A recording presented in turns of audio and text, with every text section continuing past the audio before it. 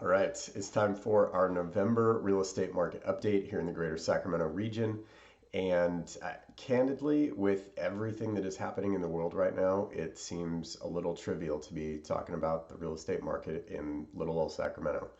But at the same time, I do know there are a lot of folks that are making some big life changes and they are planning to buy or sell in the next 12 months. So obviously want to keep those people informed because that's going to be a big life event for them.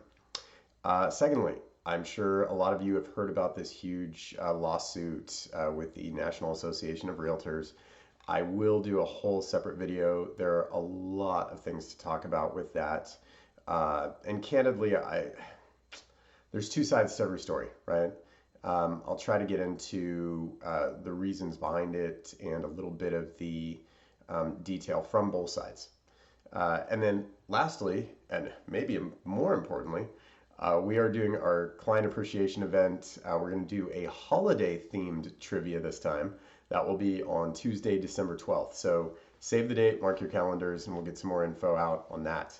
So with that, let's get right into it. Tri-County area, I would say the theme overall, things are pretty normal. I'm really not seeing anything crazy, especially considering what's been happening with the mortgage rates. Those did actually take a little dip, which has been some good news. So in the Tri-County area, homes for sale up by 4%. This is basically October versus September. So homes for sale up 4%. Sold properties down 9.5%. We're heading into the winter season, pretty normal. Pending's down only 0.7%, so pretty stable market activity from sense. Mortgage rates jumped up. They hit their peak or I should say last month in October. So, that puts a lot of pressure on buyers, a lot of pressure on the market. They have backed off a little bit. They're a little bit better now, which is good news. Day market up from 28 to 31 days. Slight but normal increase again for the time of year. Listings are stable, still selling at 98% of their list price. The median sales price dropped by 0.5%, so it's down to $580 now for the Tri-County region. Totally normal for this time of year. We always see a little bit of a pullback in activity and pricing. The inventory and saturation rates are fluctuating as well. So the months of inventory based on closed sales increased 17.5%. That's up from 1.7 months up to 2 months. Still pretty normal for this time of year. In fact, I would almost say that our normal inventory increase actually happened a little later this year than I normally happen.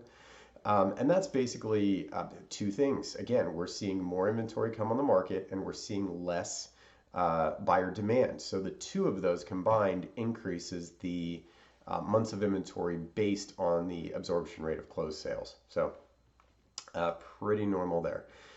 Interestingly enough, I was looking at the Tri-County area. I actually watched the number of canceled listings because I want to see what sellers are doing, and in conjunction with the number of price reductions.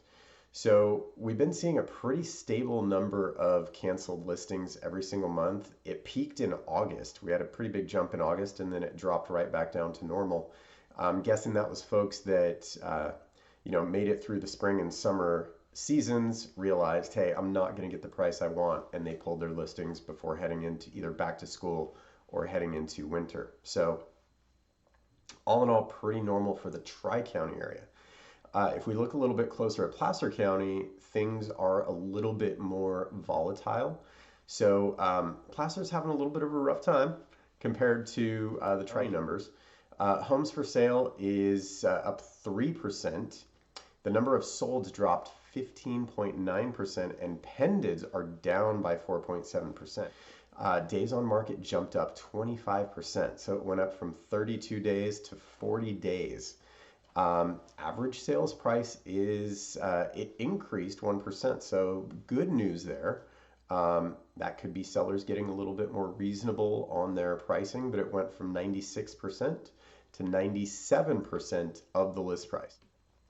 Surprisingly, in Placer County, the median sales price jumped up 4.1%, so it is up to $690 now, which is a pretty insane jump for this time of year. So that could just be the pricing for the listings that are we're coming on the market and selling over the last month. That is a pretty big jump from what we've seen the last couple of months. However, when I looked at the average sold price, that was actually down by 4.9%. So as I've said multiple times, I like to look at these numbers month by month to see what they're doing, but I also look at the long-term trend.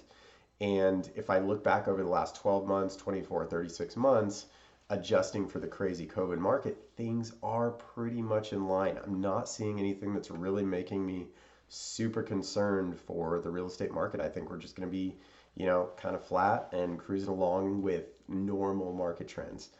Months of inventory is up by 21.4%. That's a little different. So it's up from 1.9 to 2.3 months. And in our market here, anything under 3 is usually considered a seller's market. So we're still in that territory, but slowly creeping up maybe toward more of a balanced market. Again, Placer County seeing a little bit more volatility. This could be because Placer County did jump quite a bit over the last few years. A lot of people wanted to get into Placer County.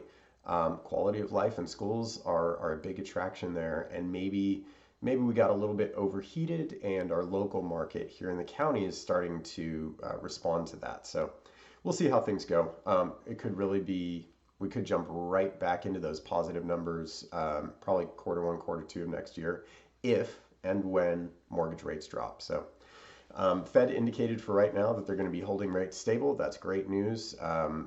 While it doesn't really help the commercial or consumer sector financing, at least it's a break from the increases that we've been seeing. So still very concerned for commercial and auto industry, keeping a close eye on those over the next 18 to 24 months. Commercial, maybe longer, maybe 36 months for a lot of that to shake out. We'll see how things go. As I said, let's see how things go Q1 and Q2 next year. This military spending could be a big inflationary issue again that they might have to fight. But the fact that the Fed said they're not going to raise their rates is positive, and in their mind, they feel like they've got inflation under control. I know we don't necessarily see that or feel that when we go out shopping or see that at the grocery store, but they measure things a little bit differently. So I would say right now, the best thing is if you're going to make a move, make sure it's the right move.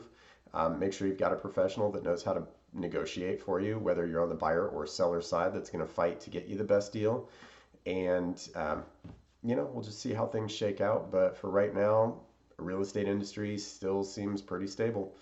So if you need a one-on-one consultation, if you're thinking about selling or buying a home, please contact me directly. And subscribe to our YouTube and keep an eye out. I'm putting up a lot more videos, really trying to dig into that long-form content on YouTube and bring you guys a lot of useful and actionable information. So thanks again, and have a great month.